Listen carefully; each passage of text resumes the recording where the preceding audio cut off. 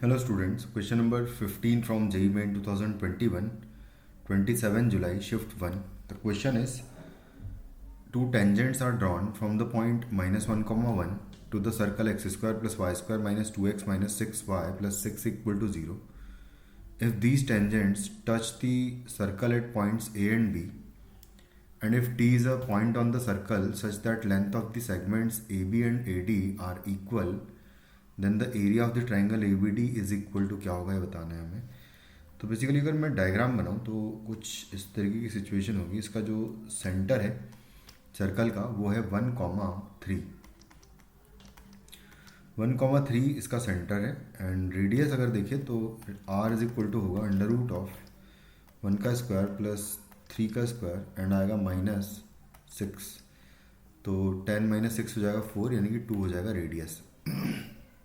तो अगर इसका एक्स कोऑर्डिनेट 1 है तो कुछ इस तरीके से यहाँ से आएगी वाई एक्सिस एकदम मिडिल से, और क्योंकि 3 है तो एक्स एक्सिस कुछ यहाँ से इस तरीके से पास करेगी,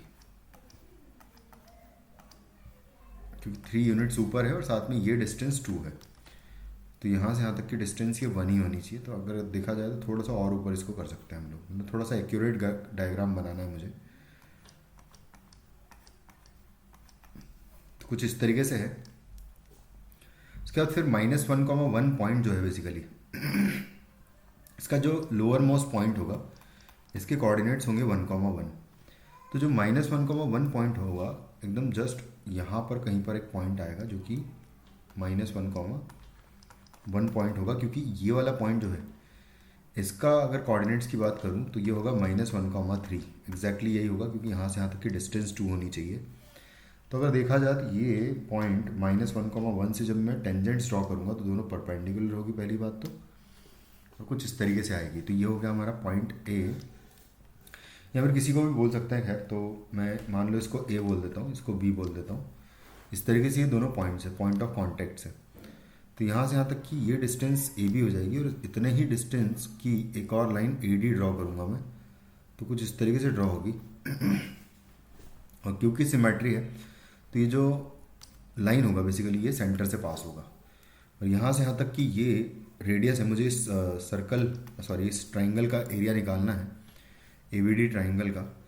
तो अगर देखा जाए तो ये 2 है जो कि हाइट होगा, एंड 2 + 2 यानी कि 4 जो है इसका बेस हो जाएगा बी डी.